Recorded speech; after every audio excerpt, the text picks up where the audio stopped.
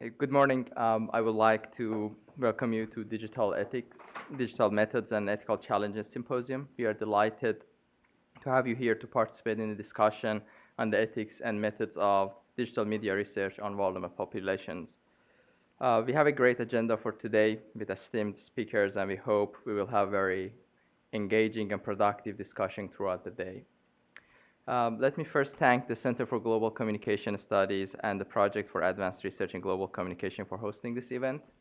And also I would like to especially thank Briar Smith, the Associate Director of CGCS, uh, for organizing this event, and Andrea Heiblum and Laura Schwartz-Anderson for the efforts they put into this event to make it happen. Our lives are stretched to digital venues and virtual public spaces, which did not exist a decade ago. These are new arrangements and exciting venues for research and investigation. New media developments have invited new methodological techniques and opened up innovative lines of inquiry, but the novelty of these new methods and tools raises important critical ethical considerations. The goal of this symposium is to reflect on such issues. While doing research on virtual public spaces in Iran, we were discovering a whole new underground life, from underground music bands to virtual fashion shows in Tehran and to transgender community on Facebook. And we were wondering to what extent our research may risk our subjects' privacy and security. The discussion finally led to a broader set of questions about ethical challenges of new media research. For example, to what extent should and can researchers maintain their identity as researcher while doing this field work in such environments? And what are the associated risks even for the researchers who are doing such studies about these populations? To what extent public content posted on the social media are public? Is it possible that by mining the data and highlighting the key activists or vulnerable actors, we are actually uncover their identities for the repressive forces in such environments? Can our research risk reincarnate a digital Milgram experiment? The central question of the symposium is whether our traditional research methods and ethical considerations adequately cover the emerging forms of inquiry resulting from new media developments such as microblogging, social networking sites, and virtual worlds. We believe that it is the right time to discuss these issues and to find a way to address them. During this symposium today, our speakers first discuss the theoretical foundations of digital culture transformation, and next they bring in real experiences and challenges which they faced in the course of their academic research, and finally they will extend the discussion to the broader context of activism, journalism, and national security. So prepare yourself to get engaged in these exciting discussions. And one last point. Obviously, our discussion on digital media needs to have a hashtag, and our hashtag is DigEthics. I know there's a discussion around this on Twitter for digital ethics, so please feel free to ethically tweet about the challenges of your digital media research. And before I hand over to Professor John Jackson, that his title is so long, I do not want to say everything. The standing professor in communication at Annenberg School and also at the Department of Anthropology at the University of Pennsylvania, who will moderate our first panel on digital culture transformation. I want once more, on behalf of my colleagues, welcome you. Thank you. Good morning and welcome. My name is John Jackson. I'm a professor here in the Annenberg School, an anthropologist and ethnographer by disciplinary and methodological training and predilection. And one of the things I'm doing this semester is actually teaching a course we're calling media ethnography. And part of our main agenda is to figure out what the implications are for ethnographers trying to reimagine the ethnographic project in the contemporary new media moment.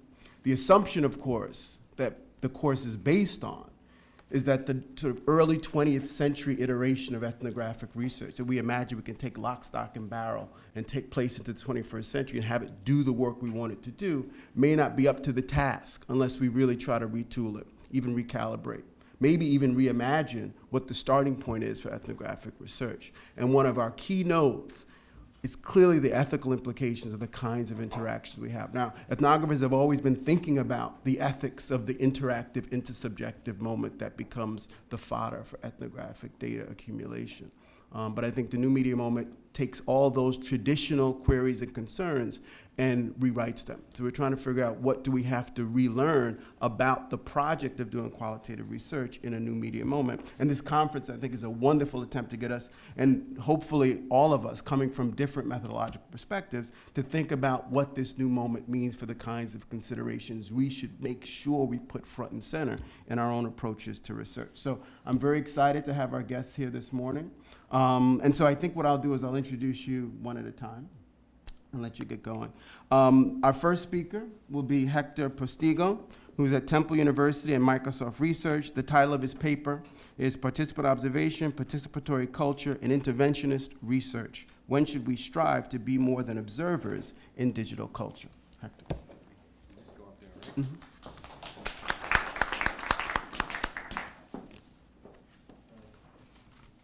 Let me just, Get this thing going. All right, is this thing on? Yeah, yeah. It's like at a wedding, you're about to give that speech, and you're like, oh. I was best man once, and it wasn't on. Well, thank you for coming. What I'm going to do is give you a little bit of information about what I do, and then dive right in. I am a professor at Temple University. I also founded Culture Digitally, which is an NSF-funded research community that is looking at the way in which culture is manifest in digital environments, in the many ways that we've always looked at culture, but now through architectures that were built typically by someone else. So if you're a Marxist who has been subduing your inner Marx, it's a good time to think about who is owning many of these infrastructures that many people are using for a whole number of reasons, some of them resistance, the resistance of oppression, and is a good business to create a platform through which individuals will resist oppression as entertainment, right? As a means of seeing others struggle. That's a question I like to think about. Anyway, and also I was a visiting researcher at Microsoft Research. I was just there the day before, the 5th anniversary of NERD, it's called, New England Research and Development, at Cambridge, is right next to MIT, and we were lucky enough to have a really interesting discussion, some of my colleagues there are working on designing applications that are geared specifically for empowerment. And the ethical questions that you have to ask were definitely there for us to think about. So I'll dive right in. Let's see. Bingo. There we go. That's, a cloud. I began thinking, I'm going to just read a little bit, and I usually don't read, but, why the heck not once in a while. So I began thinking about how it was that, and what really brought home the ethical challenges of participant observation and membership in many of the communities that I study. I spend a lot of time studying online communities, sometimes as a active participant and member, sometimes as a lurker. That's a term, not a creepy term. That is, in fact, a term among communities that communities use for people who sit around and watch and don't necessarily contribute discourse. They're lurking, right? So sometimes I'm a lurker. I sit around and I lurk. And those ethical challenges are not limited to the kinds of issues that are often modeled by IRB. You guys, if anyone has ever applied for NSF funding or NIH funding or any type of external funding, or even just to have a project go off, take off the runway, you've gone through institutional review board, which is the ethical oversight of your work. So the stuff I'm thinking about is it's part of the IRB training, but it's also the very good training that anthropologists get, the sociologists get, and other members of the academy in the humanities and social sciences receive regarding things like informed consent, the importance of the subject position, and the situated epistemologies of difference, of the oppressed, and sometimes the unseen. Ah, there we go. Now, as I dug around the old memory bank, you know, you kind of go into the hard drive and start thinking of why I had this odd compunction to do something other than observe, right? To do something other than lurk. First of all, usually you let people know, I am a researcher and I'm lurking. And even though it's a public venue, people still presume even though it's a public venue, still presume that their discussions are private. And that's an interesting moment as an online researcher to realize, no, you guys, we're on the public domain. This is visible. So you have to identify yourself. So I usually do that. And so, but something drives me to do more than just sort of sit and announce myself and take notes. And not just you know, it's not just, it's just what you do, right? And I remembered my old advisor, Langdon Winter. I love that man, at Rensselaer Polytechnic Institute. You can see him right there. You know, and he asked me to redesign his website before there were WYSIWYGs, you know, what you see is what you get interfaces like Dreamweaver. So I was cranking this thing out on HTML on a text editor, which was no fun. As I was looking at the site again, I recently noticed and this picture is something that he really wanted up there. This is what I like to say is canonically Langdon, right? He's like, hey, change the world. He was asking all of us thinking about design and thinking about the culture of design, the practice of design, and also moving through spaces to think about studying design as social practice, as culture, and as epistemology. In other words, he was asking me and all of us around him to think about the politics of artifacts, right? Something that you sort of have to cite him if you're ever going to use that term because he's the guy that came up with it. Politics that may not have been of our making, yet we move through systems that are configured by them and how what we make might actually challenge the politics of other artifacts. So he was not only asking us, look at the politics of every artifact that you use, of your pencil, of your watch, of your chair, of this room, of anything material that you use, but also how might you construct an artifact? How might you design something that would challenge the existing politics of how that particular artifact organizes society? A little deterministic, but I always asked him, Langdon, are you a determinist? And he goes, a soft determinist.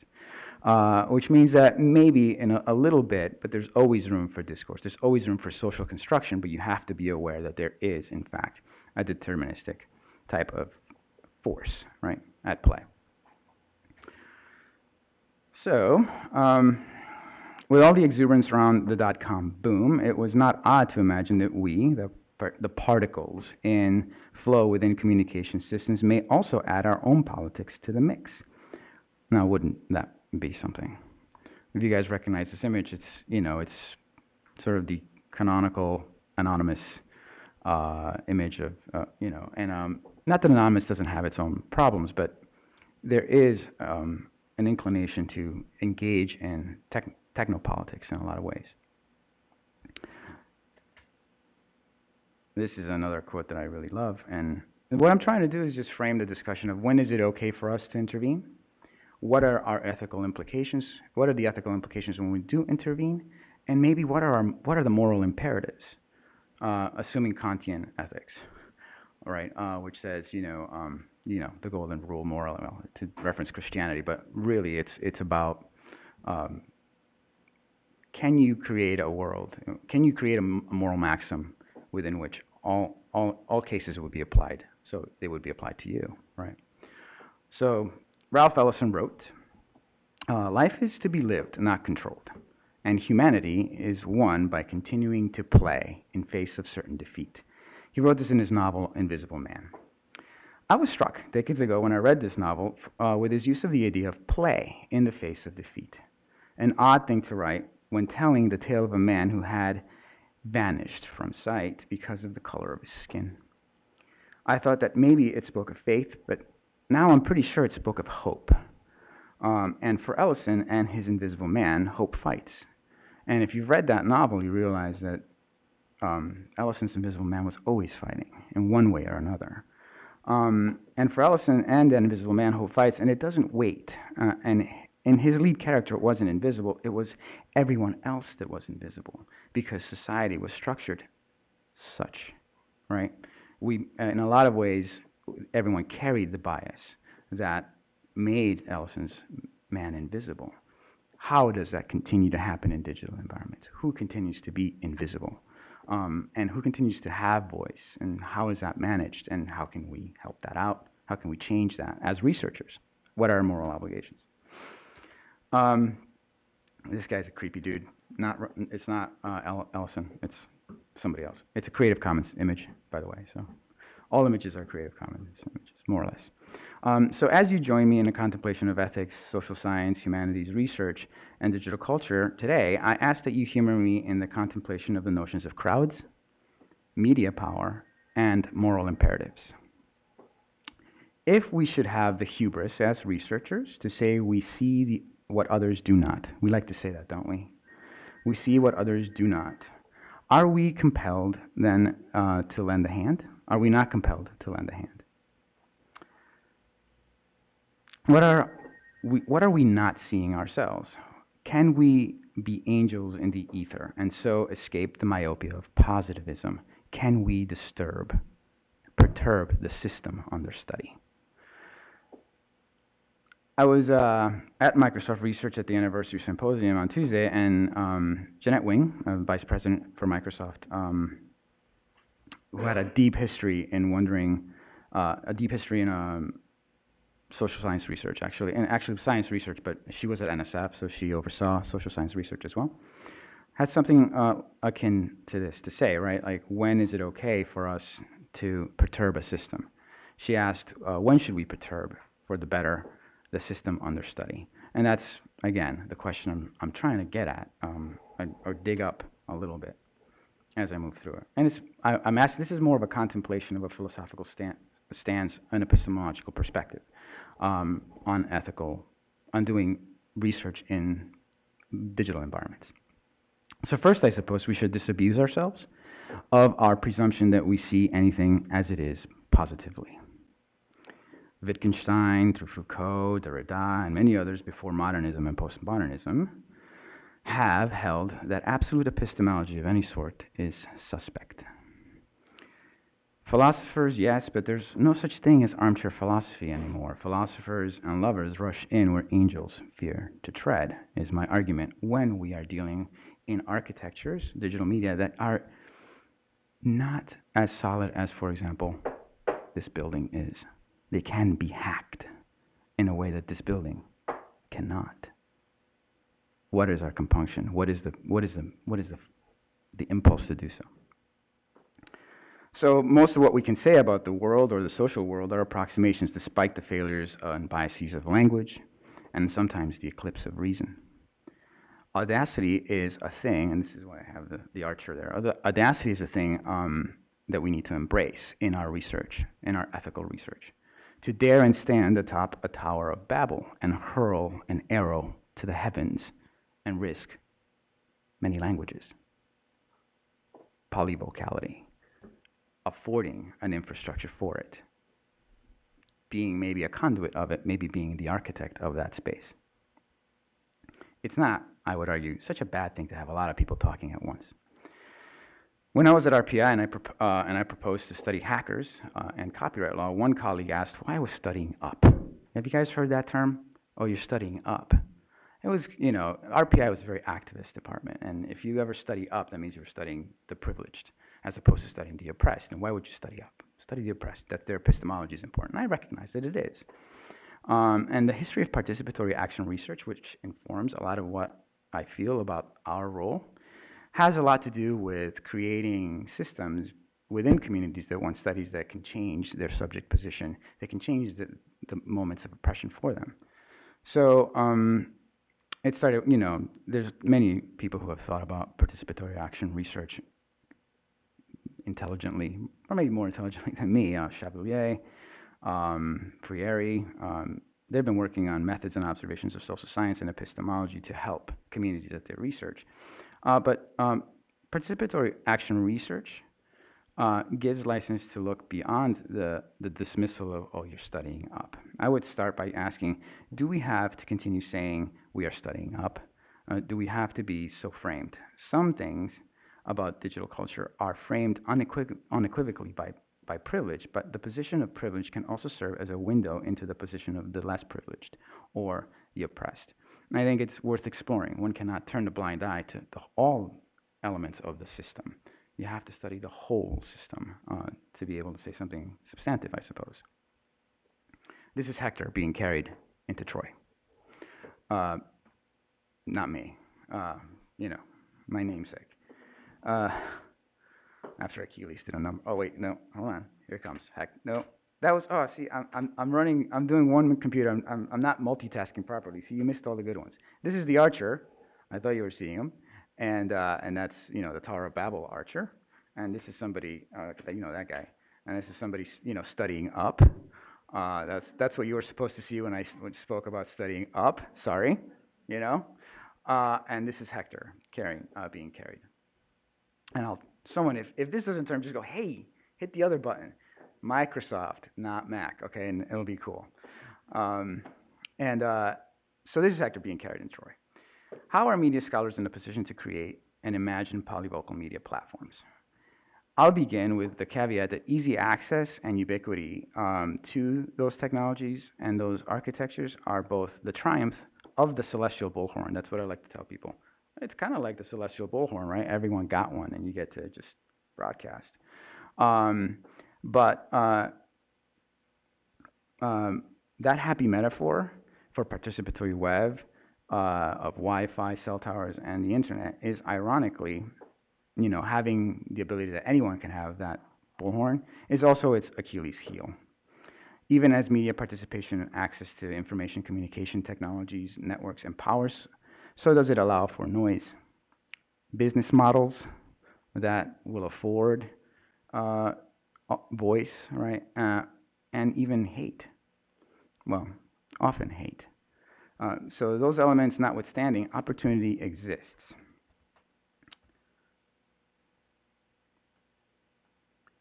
Let's begin with thinking about some ethical challenges and demands participatory participatory action research in digital culture research and design interventions by considering crowds.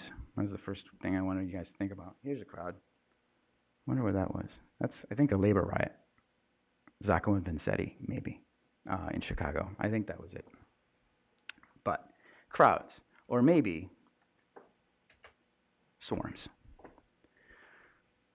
The idea of swarm. Why would I choose swarm as opposed to a crowd? Well, you guys have heard of crowdsourcing, but the idea of collective intelligence, an idea, has been around for a while. It's not new. Swarm intelligence has been a model for AI for a while now in robotics. So I like thinking of it swarm because, well, we've all driven along a stretch of road on a fall day or spring morning and have seen in the distance, maybe across the plains of Iowa or Indiana, birds swarming, thousands of them, as one, solving complex problems of coordinated travel. Migration, for example, or let's go that way as opposed to that. They move as one. Odd. Somehow they're communicating and moving in unison. Oops. There we go. Crowds of primates, that would be us, are, of course, we do that too. In panic, sometimes. In ecstasy, sometimes. Also solving problems that are complex. The interesting thing to me is that in digital culture, there has been a capturing of crowd, of culture in a lot of ways within, the Nautilus is a quintessential organic form, right? Natural. And it's embedded in the green matrix background there. So we're somehow captured in that space. And so how might capturing and affording social swarm or crowd in ICT networks, information communication networks, allow for problem solving of other kinds, and through that, empowerment, and yes, sometimes oppression and hate? How may that happen? By capture, I mean the things that allowing a platform for displaying, recording, replicating the things that people already do socially or are inclined to do socially and can be captured into the calculus and practice of ICT platforms. That's what I mean by capture. It's like, it's a term I'm trying to use theoretically. What might that be? Gossip. Fun stuff, gossip. Research shows that people in small groups, in small group communication, would rather engage in juicy gossip than any other type of substantive small talk. Gossip. So if you ever want to start a conversation with someone, they're likely to continue that conversation with you if you want to share a little gossip. Gossip, that's interesting. We like that. I guess people do like that, right? As well as friendships, performing self, and sharing information that may be, or quite frankly, truly configures questions and answers to complex problems. It is not outside the realm of possibility to presume that Facebook is an interesting search platform, right? And if you imagine that all of these platforms are actually networked, building ICT networks or a matrix of them invites and affords swarms of all kinds that can solve problems for sure. Google uses crowds in its algorithms for search. Twitter factors them in its trends. Facebook for marketing as much as for discerning communities of interest. And YouTube for popularity in participatory media or for old media. The crowds are being deployed. The problem, of course, is it's being deployed with a business model in mind. And when social movements, the oppressed, somebody adopts this, they're taking a lot of risk because yes, they're doing this publicly. That's what they want to do. But the businesses, did they account for? Wow, they're going to be able to identify that person that just made that tweet about that thing. What's going to happen? Was that ever in the design question? Did the designers ever consider that? Privacy then becomes a matter of life and death in these situations. Those matrices then orient users. That's why I like the soccer ball floating. Guys, anybody ever here play football or soccer? It's a heck of a thing, right? A ball orients an entire team of people. It's a heck of an architecture. And so I use it as my metaphor, my visual metaphor for the way in which architectures, platforms orient the practices that they invite, but also allow for a little play. And that's why I wanted us to consider play, how it is that people, even as they resist, even as defeat is imminent, they are creative in the ways in which they resist. It's not necessarily play, but it is. There's an element of play, right, in creativity. So by way of example, I'll start with this. Does anybody recognize what this is? This is a protein. It's made of amino acids. Typically, you can discern the amino acid sequence by looking at the genome, the genetic, the gene, and then it's transcribed into a linear sequence, but it has to fold in three-dimensional space to have any functionality. Is that a protein? No. And the problem is that when scientists are sitting around the table trying to figure out what the three-dimensional structure is of a protein, it's the three-dimensional structure that actually causes its functionality. It causes that protein, for example, to catalyze a chemical reaction in the body. This is a very difficult problem to solve in biology. What does the protein look like in cellular milieu when it is now come out of the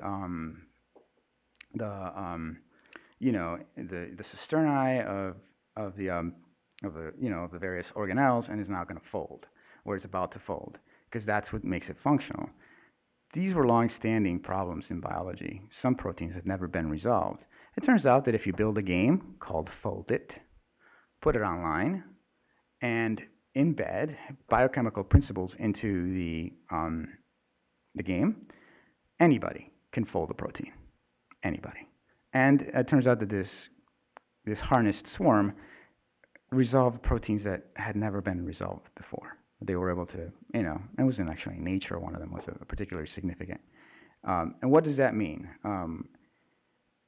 It means that there was something about, anybody read Thomas Kuhn's The Structure of Scientific Revolutions?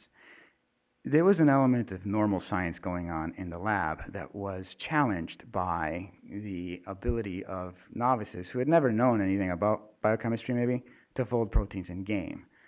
Yeah, the lab scientists were doing normal science, but the people in the crowd were solving. What is that challenge? How is this an example of ethical challenging of existing epistemologies?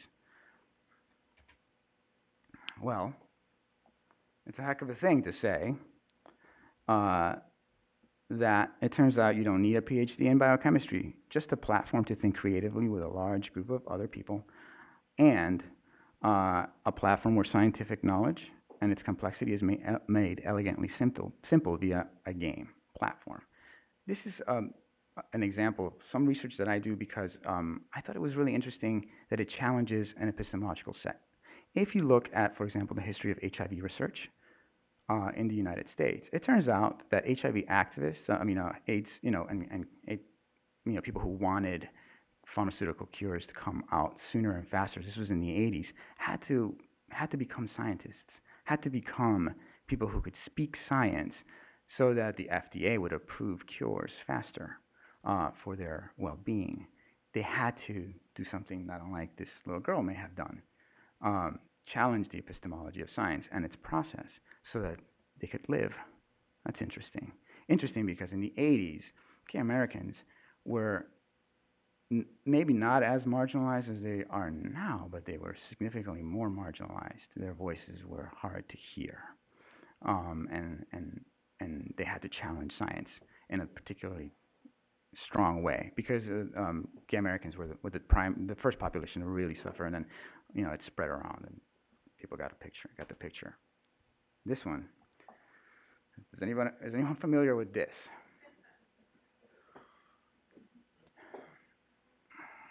There are other ways in which a group of the disadvantaged, of the voiceless, can appropriate crowd algorithm, right?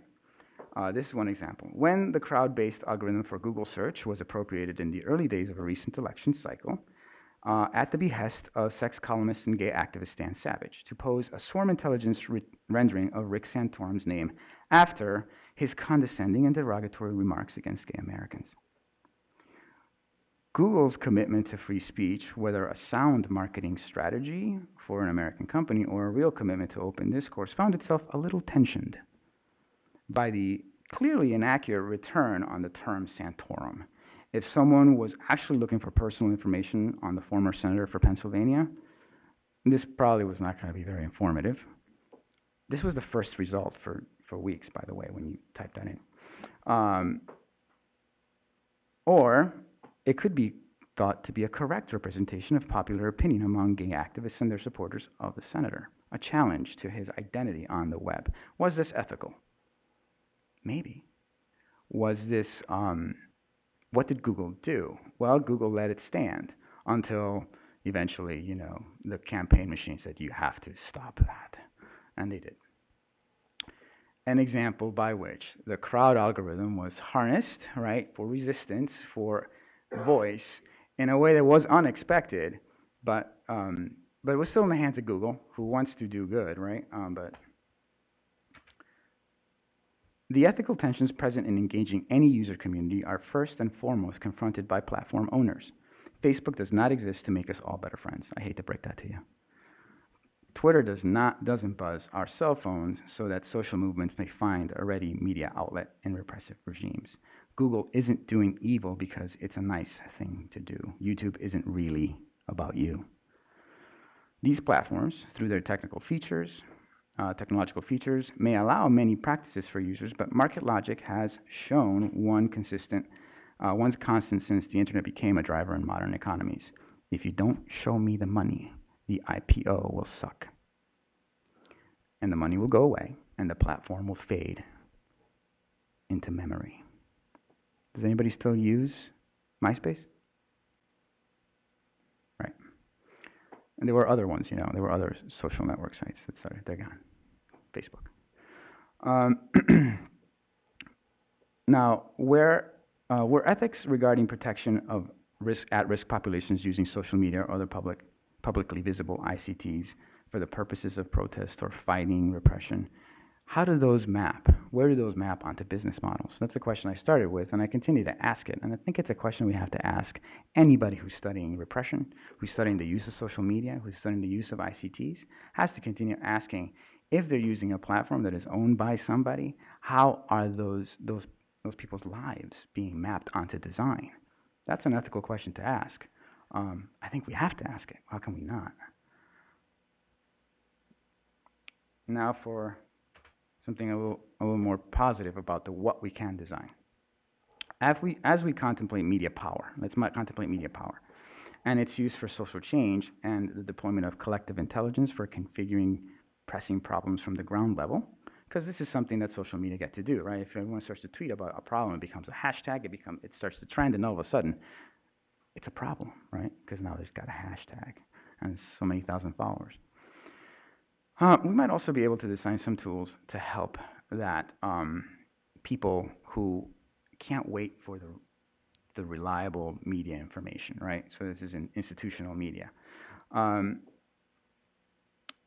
But therein lies the ethical and moral question that might be geared towards designers and researchers, which is not so much a business question, but a participatory action research question, which is how do you design technologies that get voice, but also protect at-risk groups? How can you do both at the same time?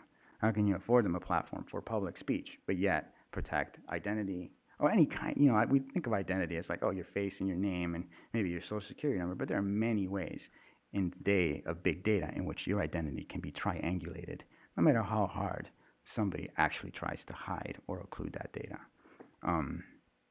So a colleague of mine, a friend, a contributor at Culture Digitally and also a postdoc at Microsoft, Andres Monroy Hernandez, and his colleagues have been exploring intervention and design-driven research by generating apps that help users share information polyvocally. Many people talking about the same thing at the same time, Newspad and Woolly. They interface with Twitter or blogs, and they can share news or community happenings.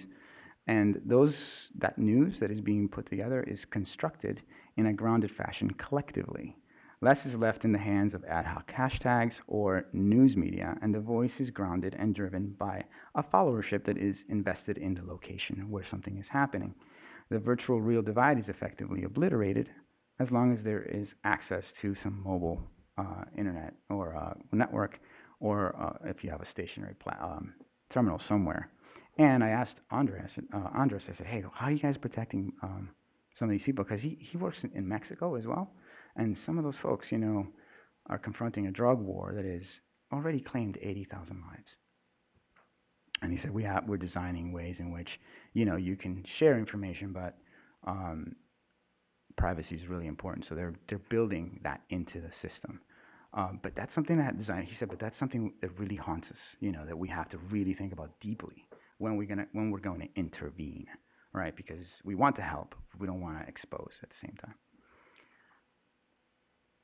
All right, so what am I trying to say? For Andres, the question of whether these platforms and interfaces are adopted by populations that may suffer real consequences should their locations and identities be known is a real concern and something he and his colleagues take seriously, very seriously, in their approach to design. So yes, the intervention and tools is necessary, but impacts and unintended consequences must be considered. And that's the other item I wanted to bring about. If we are going to intervene, if we are going to perturb the system, unintended consequences are a real important consideration. This is a question we've been asking in science and technology studies, that's my background, for a long time. Getting in front of Congress and asking and telling them, hey, that stuff nanotech? Do we know what that does? What exactly does that? What are the unintended, do people remember, do folks remember nanotech? How people just ran towards nanotech? I mean, I was doing nano anything. Like I have a nano mouse, I'm doing, so it was a real hot topic, but we were really thinking about what were the implications, the unintended consequences of adopting that technology. And maybe we should. If we design something, if we're going to intervene and create media power, we should also think about that. And it's happening. People are thinking about it. Okay. I'm going to wrap up. I'm sorry if I've gone a little longer. I started this rumination with the question, when should we strive as researchers to be more than observers in digital culture? surely when our contributions and participation in the system can lead to human flourishing. And this is a philosophical term, human flourishing. Do folks recognize that from, who was that? Maybe it was Rousseau, could have been Mill, can't remember anymore, but it's a term I came across in my readings in philosophy. Is great, where, you know, whatever system you develop to, let's say, spread the happiness around, that happiness has to result in human flourishing, and that human flourishing has to be the maximization of the best that we have to offer as people, to each other and to ourselves. How can we do that, right? And the question is, the answer is, well, we can. We have an opportunity as people doing research, humanities and social science research in these virtual communities to contribute in ways that maybe were not that possible before. We can change things for the better, but we always have to bear the burden of worrying about, and this is right, unintended consequences and who might not actually be getting a voice when we think somebody is right and somebody is wrong. These are the continuing questions, more powerful questions, since we can actually build an architecture to give voice. And I'm presuming that anyone here that does digital media research can at least build a website. If you can't, please learn. It's really easy nowadays. You don't have to know HTML. You just need a WYSIWYG, you know, and you can get that open source. Okay, and as much as we can do good, but we must tread carefully. The conundrums are significant if affording media power can cause as much harm as good. Unintended consequences have been the long-standing specter of technology adoption. If participatory action research incorporates designing platforms for digital culture, giving ICTs capacity for pervasiveness, given that they have pervasiveness, right, ubiquity, pervasiveness and ubiquity, it stays for a long time. The internet remembers. Long-lasting footprints and traceable information that lingers has to be considered in design. How are you mapping your subjects? How are they mapping themselves, and how can you inform them? I'll propose semantic discontinuity. This is actually not my proposal. Julie Cohen did it in her book on the network self. The idea that sometimes noise is a good idea. That these algorithms are looking for trend. They're looking for repetition, something that can be mathematically, you know, using big data, mathematically mapped onto some sort of assessment of who it is and what's going on. But if you have a lot of people just sort of creating noise in the background, that can be evaded. One time I asked all my students to go ahead and make fake Facebook pages and like the craziest things. Mess with Facebook a little bit. See what its algorithm does. You know, like something like AK-47s. I mean, that's a terrible thing, but yeah, do it. See what, you know, will they start advertising the NRA on your, you know, and is that a little bit of resistance, I guess, to confuse the algorithm. So I hope that has been something that maybe gives you something to think about in terms of as you enter your research projects in spaces where you can make an architectural difference. Thank you.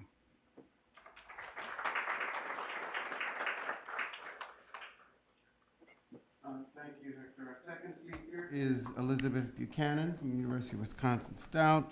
The talk is entitled Vulnerable by Association, Secondary Subjects and Representation Through Social Media.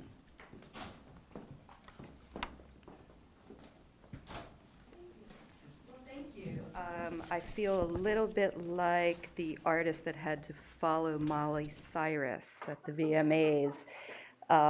Hector was eloquent and wonderful and really posed thoughtful questions for us and did it in an amazingly lyrical and wonderful way. Whether that was Molly Cyrus, I don't know. But first of all, let me thank the organizers, particularly Ahmad and Andrea, Brianna, the planning team. Thank you all very much for putting this together. I think this is a really important day, important event, and I will share a little bit about myself, as Hector did. I've been involved in these subjects and this topic for a number of years now, and I was in the lucky place years ago when I was writing my dissertation back in years and years ago, 1998. where the IRBs at that time had very little to go on in terms of studying online populations, studying using ethnography, participant observation in online spaces. So they basically said, well, tell us, what are the risks? What should we know? What should we ask you? And I went through 2 different IRBs, my institution, my home institution, and then the school I was studying in at a medical college. So from the medical school perspective, they were like, well, how can there be any risks? You're not really doing anything with people. You're not sticking them with things. You're not really doing anything. And I said, well, that's great. Get through this pretty easily. But it made me really think about the principles of research ethics in virtual spaces, and that's what started me on this path. I did an anthology in 2002 around this topic and have continued to be involved in the internet, broadly conceived internet research ethics world for a number of years, and just spent the last couple of years working at the federal level with the Secretary's Advisory Committee to the Office for Human Research Protections on coming up with recommendations for IRBs. Many of you have gone through IRBs, and if you're doing online work, you probably got some fairly restrictive questions. You probably got some blank stares. You probably got some tell us what exactly you're doing and tell us what are the risks. Yes? Yes. Okay. So fortunately, the feds have started to be very interested in what this all means from a regulatory perspective. So the second reason, or second way I will not be at all like Hector is I have very few wonderful images and lots of really boring regulatory text on my slides. So there'll be a couple of profound differences in how we go about this. But ultimately, that's what brings me here. And my work has been at this intersection of regulations and ethics. So I'm a philosopher by training, and have tried to really understand what is the connection with regulations and ethics. First of all, they're not the same thing. Oftentimes, people come at research from a very compliance-oriented perspective as opposed to an ethical perspective, and our regulations, particularly the U.S. regulations, are very compliance-driven. So I started thinking about social media and what does it mean to be vulnerable in social media. And this area that when I first spoke with the organizers here about, well, what do we want to talk about?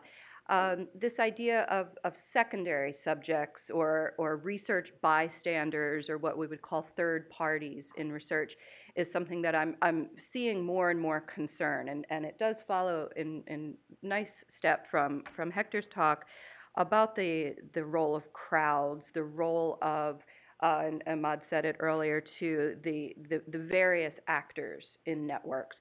And we often, in the regulatory language, get very bogged down in the individual, so the human subject, a human subject.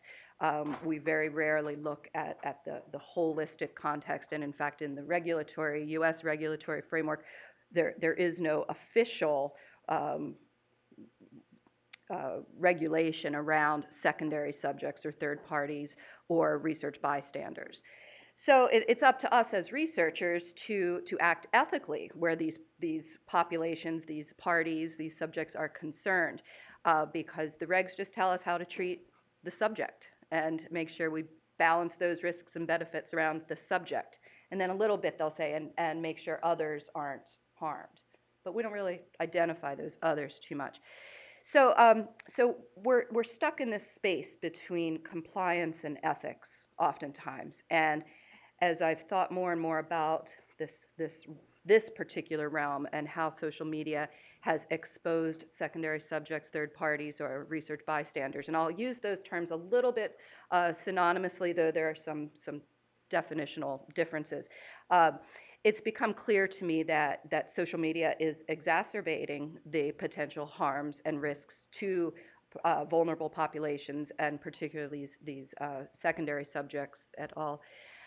So I want to spend a little bit of time talking about that today and thinking about what are we doing? So in some ways, we're pulling, and I'm going to move forward. First, I always start my slides because no one in the world knows where UW Stout is. I should back up and just contextualize you or situate you in your geolocational knowledge right now. So there's Stout right there. And I hold a really interesting little position there. It's at Polytech. We're a Polytech. And I have an endowed chair position there in ethics. So my job is simply to do research on ethics and work campus and community-wide around applied ethics in particular. So, but just in case you're wondering where I come from, sorry. So what is it? When we talk about a human subject, we all know in the U.S. regulations, and pardon my colloquialism, but I'll stick within the U.S. regs for the purpose of today's talk. So we all know this language. Anyone, again, that's gone through an IRB will know this is where we start, right? This is our starting point. A human subject is a living individual about whom an investigator conducts research, and we obtain either data through intervention or interaction with that individual or identifiable private information. Okay, so those keywords with social media research, internet research, the pieces that have really gotten picked up on are this second point, identifiable private information. What is an identifier? What is considered private information? And the regulations are very vague on these things. So again, it behooves us as researchers to be thinking about these. And then at 45 CFR 46, we get down into what private information includes, information about behavior that occurs in a context in which an individual can reasonably expect, and I bolded this, no observation or recording is taking place, and information which has been provided for specific purposes by an individual and which the individual can reasonably expect will not be made public. So those are key terms in the regulatory language.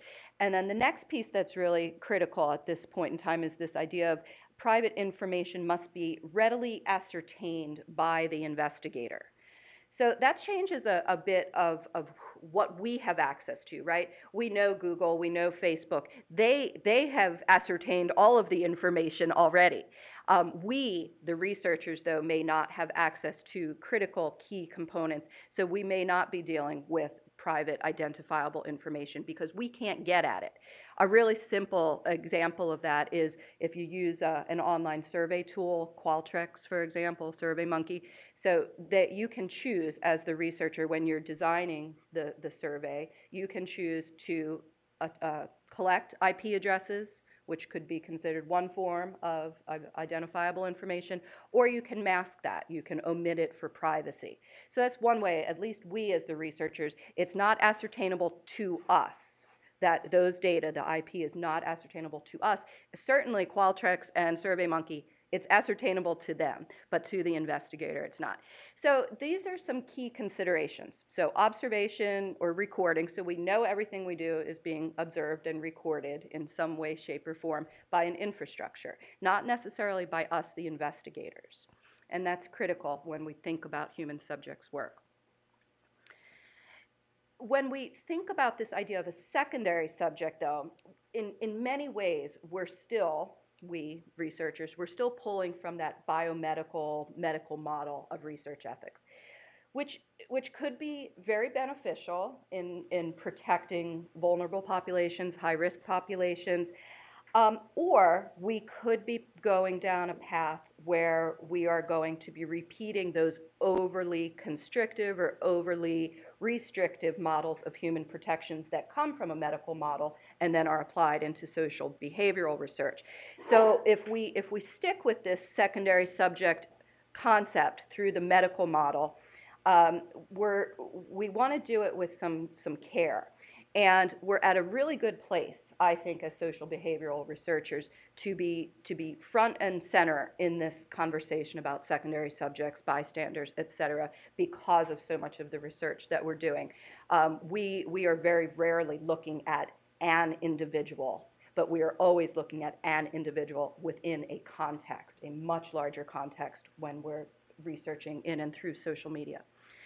So when we talk about secondary subjects, we're saying it's an individual when an investigator, researcher asks a primary subject, the person, a person, with whom the investigator is already interacting, to provide information about other subjects. So think about our social media. Isn't that pretty much what we all do? We're always sharing information for, about, on, gossip, if you will, Hector's term. We're all gossiping, right? So a researcher, we are very rarely going in and just keeping our scope, keeping our focus on an individual, okay? But we're always bleeding out into other realms, other subjects. So again, we've looked at this stuff through a lot of biomedical frameworks, and we're seeing tons and tons of these genetic databases, dbGaP and OpenSMP, all sorts of these sites where we can go and we can share genetic data, DNA data. We can share our personal health records, all of our health records. Anybody on Patients Like Me or studying Patients Like Me? It's quite amazing the level of detail that individuals do share with their communities on Patients Like Me. All of their medical charts are available for review. Patients Like Me, I'll say as an aside, is interesting. One, when you apply for membership, you have to indicate why you're applying. So for me, I went in and I said, I'm a researcher and I'm interested in looking at the communicative patterns and the interactions on this site. And it took a couple of days, and then, yeah, you get approved. But when I log in, I'm identified as a researcher. And I think that's an interesting feature, very similar, again, to what Hector mentioned, that the exposure, the identification of a researcher in these sites is critical when we're looking at these communities and expanded subject pools. So we're seeing lots of this stuff, lots of secondary subjects through genetic data, health data, psychological, sociological data, and particularly epidemiological data. Lots of sites that are sharing where an individual can go in and share information that immediately implicates his or her family members, partners, communities, and so forth.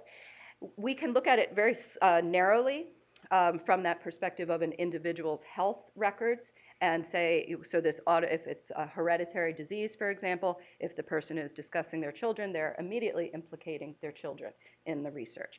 But we can also think about it from a broader perspective. So think about a chat room example. Amy Bruckman has studied chat rooms for many years and has talked about, well, what happens when some consent to chat room research and some don't? The flow, if you go in and try to study and some are not consenting and some do, you're redacting or you're pulling out data, and the whole flow is broken. And it doesn't make a whole lot of sense from a research perspective, right? So there's that piece to it. But when you do have pieces from that, you see the community then at risk.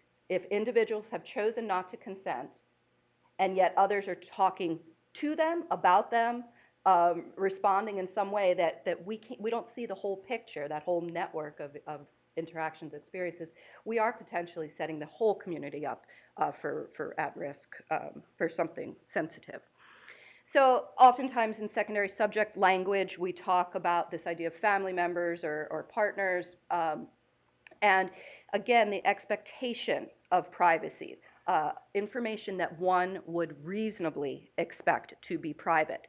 So automatically the argument then says, well, if I'm posting my health records to Patients Like Me or sharing my genetic makeup on OpenSMP, obviously I don't have an expectation of privacy. But what if my children do? What if my family does? What if my partner does, et cetera?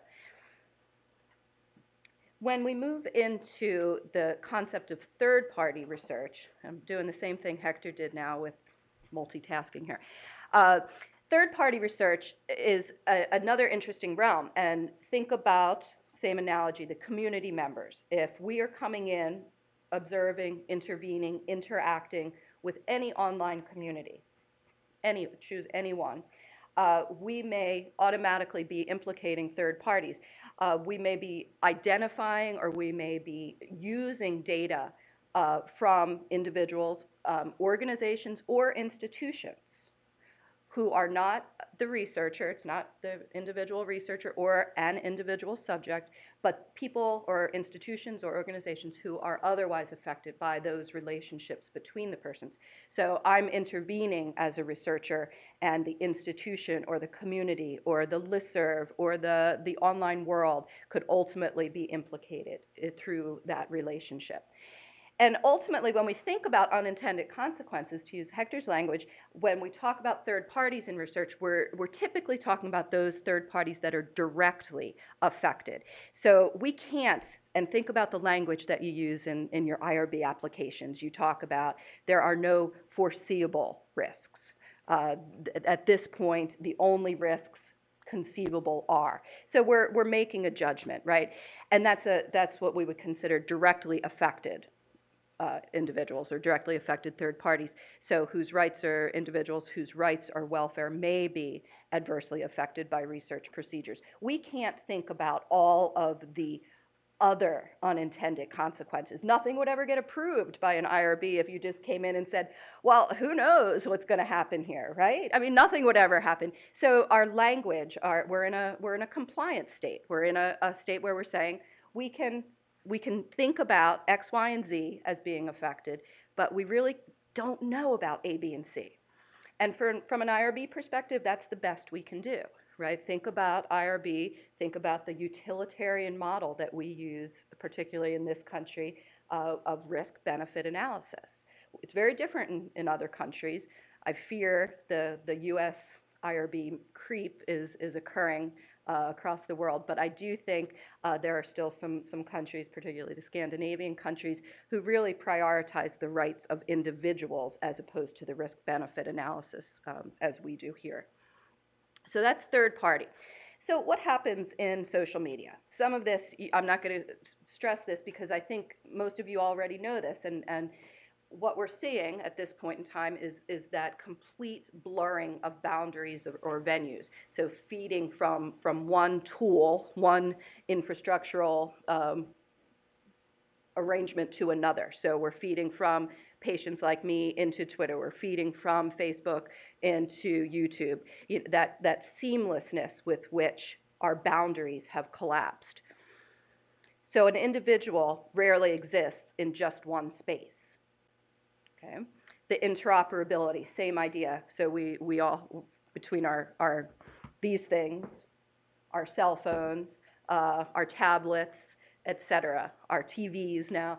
So interoperability, where are the boundaries of research?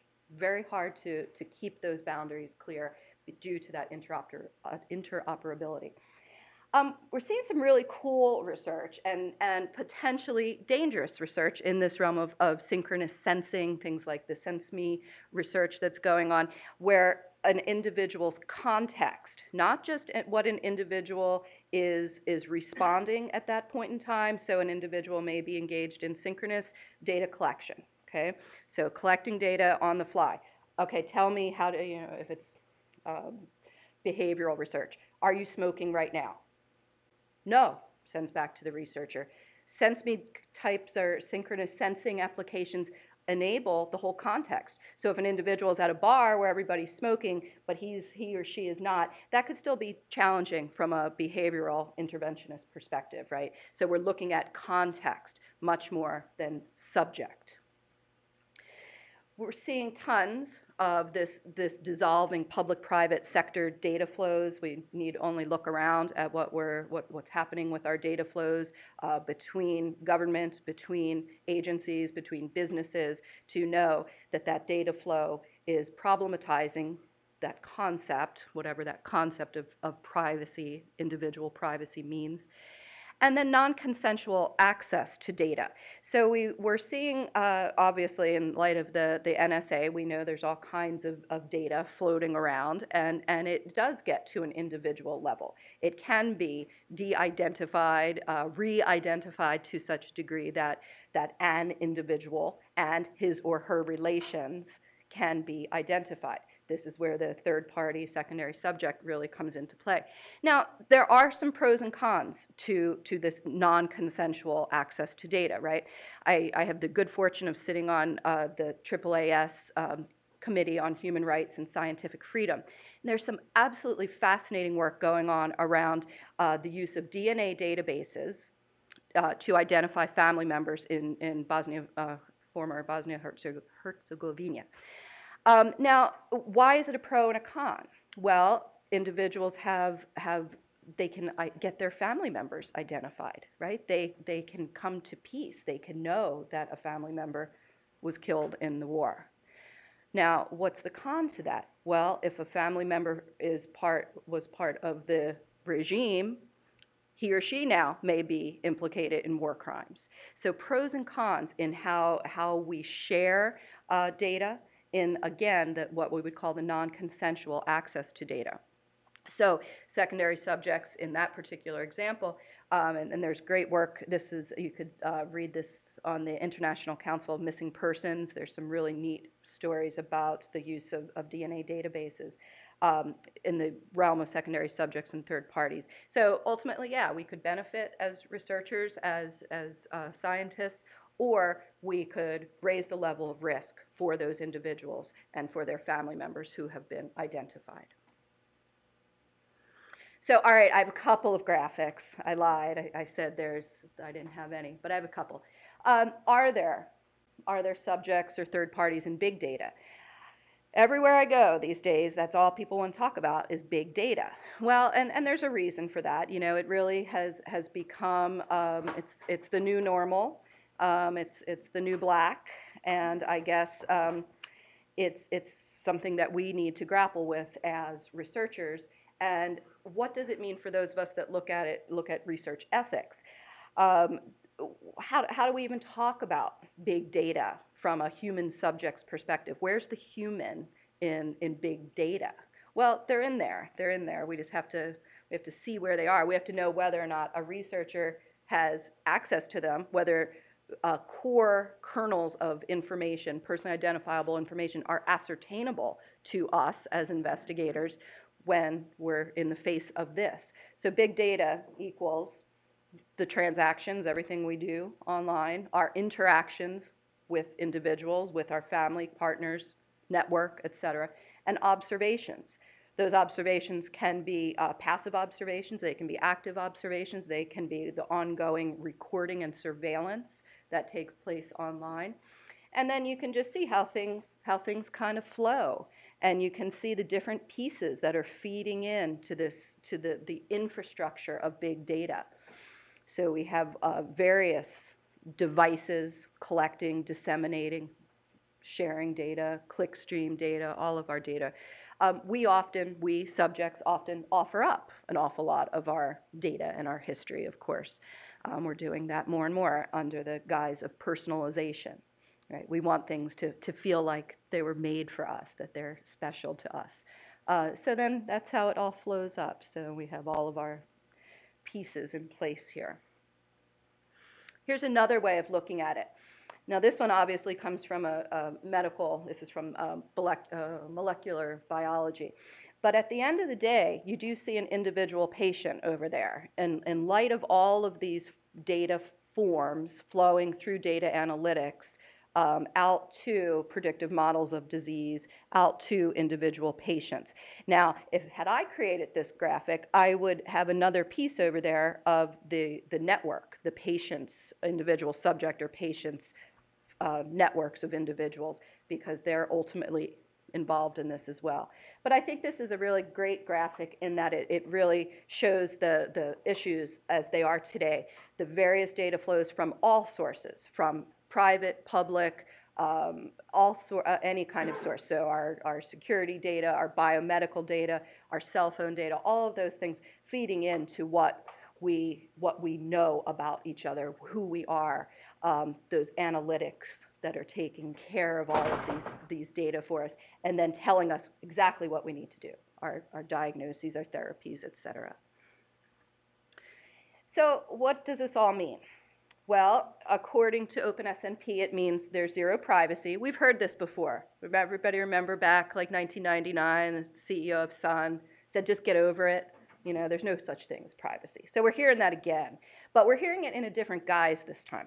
We're hearing it in that we can find out everything we need to know about our genetic makeup, our predisposition for diseases, but don't worry about that pesky little thing, that little privacy thing, because it's going to complicate matters. So look, you can tell us, you can upload your data, and we'll help you out. But here's the thing. By uploading, you do not only disclose information about yourself, but also about those others, those secondary subjects, third parties, bystanders, et cetera, that shares half of a genome. This is in the realm of family, half of a genome with you. So before uploading any genetic data, you should make sure those people approve of you doing so. So what's the consent model there? Who's getting consent for what? It's a little challenging, right? So there might be a person, right? There may be a subject in there. So last year, the Association of Internet Researchers, we came out with the second version of our Internet Research Ethics Considerations. And so, yeah, there is a person in there. And our statement, because digital information at some point involves individual persons, considerations of principles related to research on human subjects may be necessary, even if it is not immediately apparent how and where persons are involved in that data, those data. So, even if we're sharing it from this perspective, if we're putting data out there from this perspective, there's still someone in there. There's still a subject. There's still a person in there when we enter this into a research realm. So this is just, I didn't do any screenshots of this, but all we need to do is look at any given forum. So here's the simple stream of data flow that implicates others. So you go through your ethics board and you say, I'm going to observe and analyze communicative patterns and sharing of data around a disease or a condition, any condition. So you want to use patients like me and go to the insomnia board, okay, and you'll find out how many other individuals are participating in that forum and so forth. So that's your scope. And think about what you tell your IRB. You tell them, that you're going to study a very narrow slice of this picture. So here's our subject. Our subject one is a member of the disease or condition group and discloses information that you're studying. However, if you, the researcher, follow the flow of data, right, if data are repurposed, which they often are, obviously that's the nature of social media, so things are either liked or they're retweeted, all of which is enabled very easily by the infrastructure or by the platforms, so they move out. Those data move out from what is potentially a private space, because one does need to gain access to that particular space, to that forum, by virtue of some application. Is it rigorous enough? Probably not. But is there an expectation of privacy among those members? Yeah, there is. And so if those data are repurposed, liked, shared, wherever else they may be, those data then become part of, or potentially part of, your research. And others then, who may not have been consented, become part of your research. So that's where the system, the consent system, is really breaking down in light of secondary subjects and bystanders. Most of us are bystanders in research at this point in time. And how dangerous is that? Well, if you think about the populations that Imad started talking about, or if we think about any of and I hope we'll hear about many populations today, who are the bystanders? Who are we potentially helping or hurting by virtue of studying and allowing that bleed over into various spaces? So what is our researcher reporting requirements? If we find out that a bystander or a third party or secondary subject endured some kind of harm by virtue of our research, and that person was not really in our study, how do we report on them? From an IRB perspective, we can't really. Well, what do you mean there's someone extra? Well, where's that line? So that's what I want you to think about in terms of the language that you're using with your IRBs when you're coming into studies.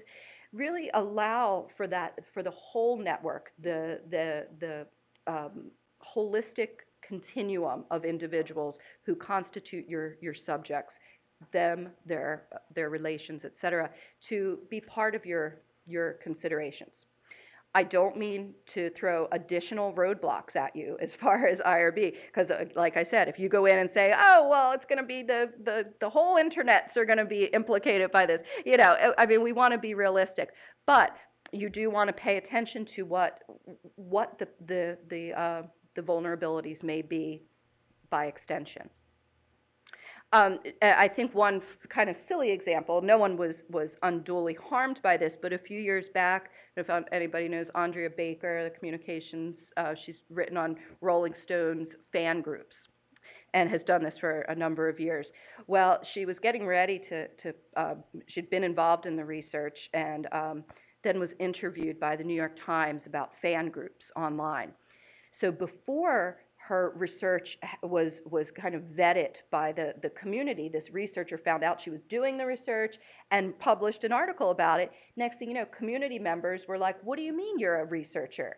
What do you mean you have been researching and you're going to be publishing this book? Well, so there was this internal conflict about, you know, her role as researcher, how she was in a sense outed. You know, it's not a highly sensitive group, of course, but you could imagine that happening in sensitive realms. So just a little bit more on this idea of big data.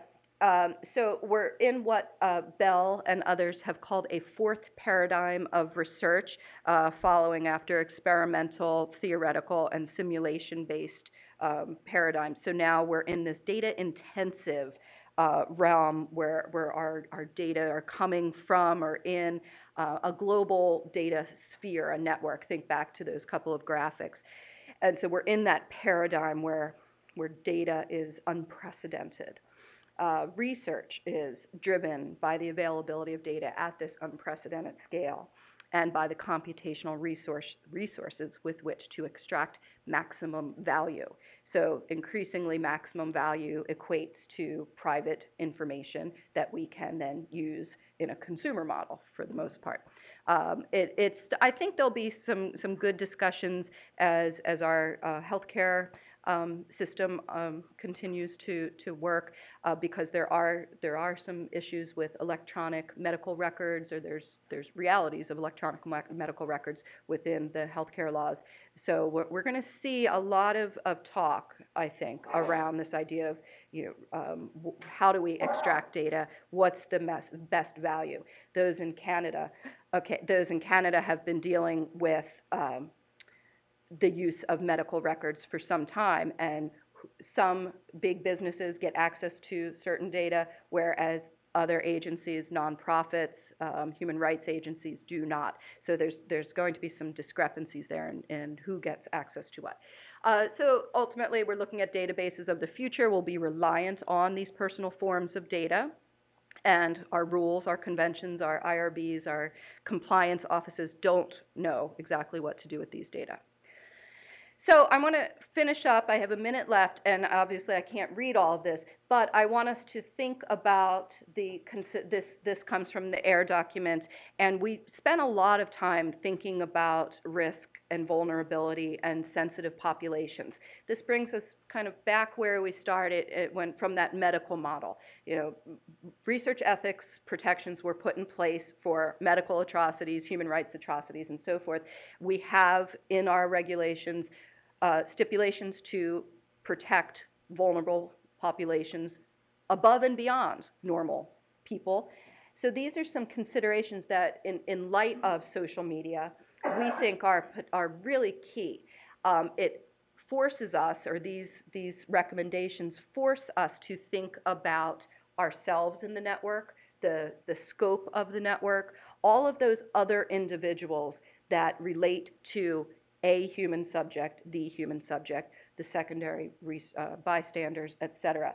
So I would encourage you, if you haven't yet, to look at the AIR document, because this really allows you to, as you're writing your IRB or you're writing up your methods, you're writing your proposal, these are considerations that you want to have as front and center when you're thinking about high risk sensitive populations and just being a good ethical researcher. So I will stop there. For more information, there's my email and slide. And the last thing, if you really want to look at some of the regulatory type language, the SAC-HARP document that I mentioned is available online as well. So thank you.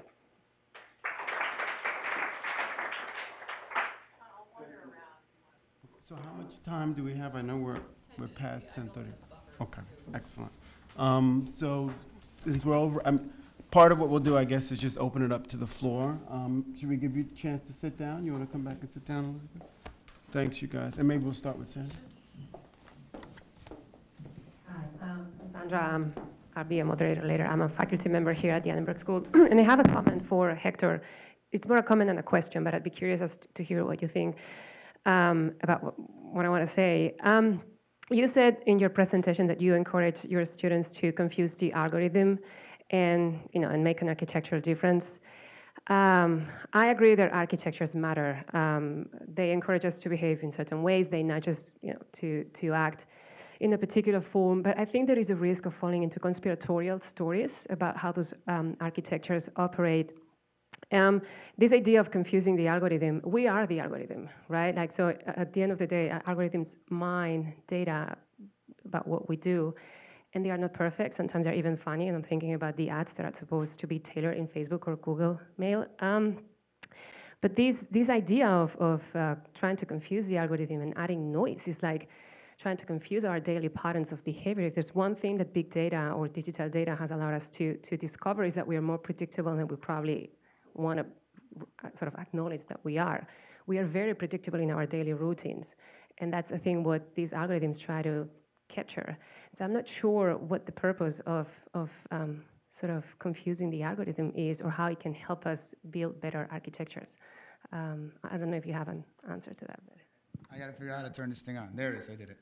So I guess the reason I have that exercise is to show them that they're not bounded by architecture. So in other words, yeah, we get to see something maybe that we don't see about ourselves but the algorithm is socially constructed. The question that the algorithm asks of behavior patterns was posed by designers somewhere, and for particular purposes. Sometimes to figure out where they can sell you, sometimes to figure out where you are. And so the practice of every once in a while confusing the algorithm maintains individuality and also does a few things that addresses a lot of the stuff, some of the stuff that Liz talked about, which is two things that I like to call coercion, recruitment and coercion. So recruitment is when you volunteer your data willingly. I'm thinking about going to McDonald's on, whatever. Recruitment is when you say something offhand, or when your medical data happens to be up because your mom put it up, but it turns out that you have a predisposition to diabetes, or whatever. In which case, your data has been coerced into the network by association. You didn't have anything to do with it. You were recruited by hand not of your making, by decisions not of your making. So semantic discontinuity, the idea that sometimes it's a good idea to throw in noise, comes in really handy when you have a group of people who want to be heard, but they don't want to be known too much. Everything else that they say should be discontinuous. And our practices as members of a digital age, I guess, should be to consider that every once in a while, silence is golden, but sometimes noise is platinum.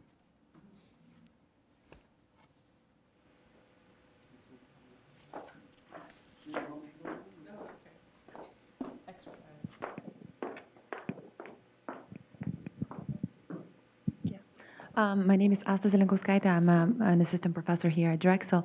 So the question and the comment that I had to Elizabeth, first of all, it was really refreshing to hear some of your early examples of continuity of this digital research that we're facing now, these questions, and we are talking about them.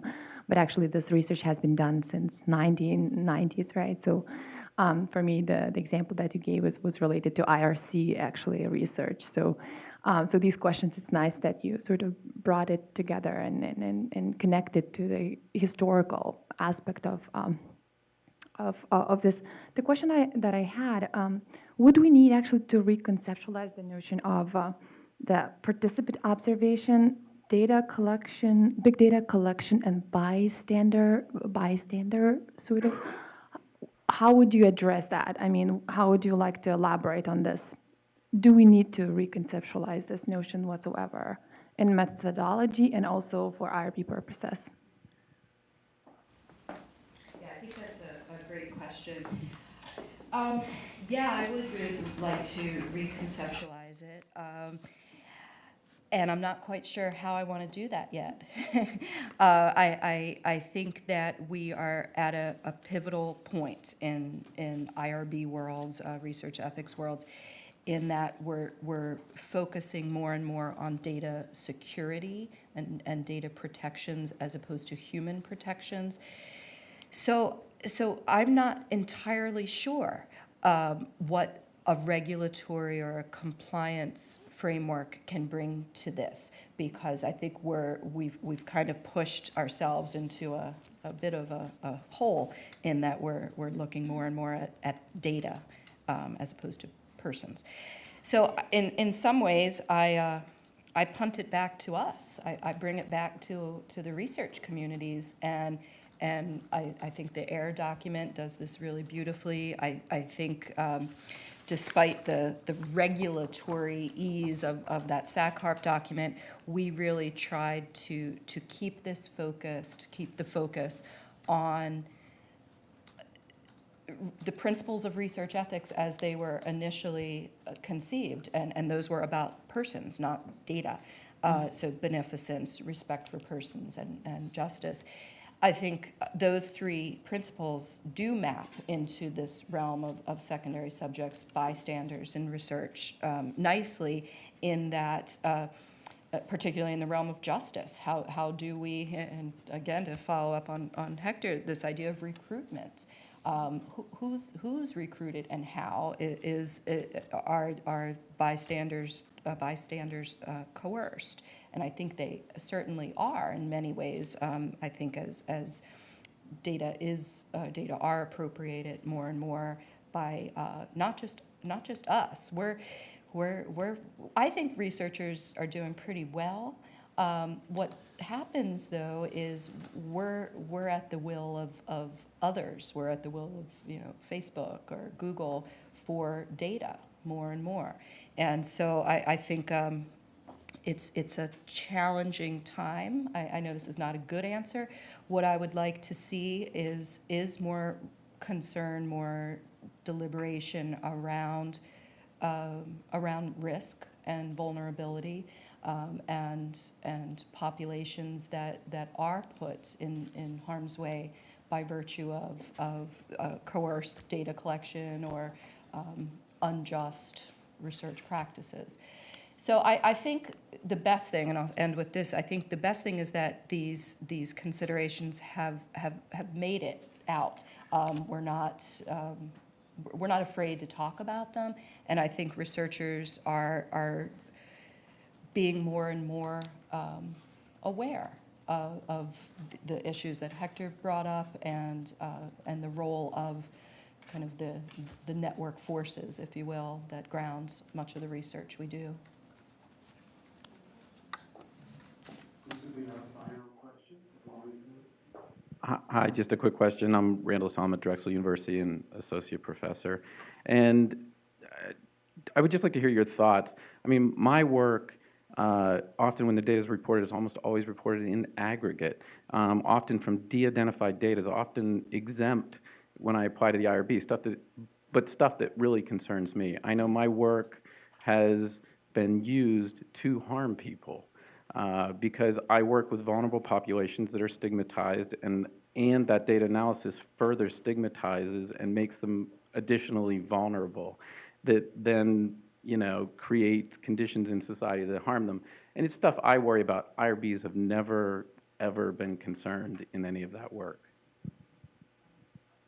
Yeah, you raise a great point. In the regulatory language, again, remember this is regulation versus ethics, and those are two very different things. I would say that the language of de-identified data, personally identifiable data, that's critical in these conversations.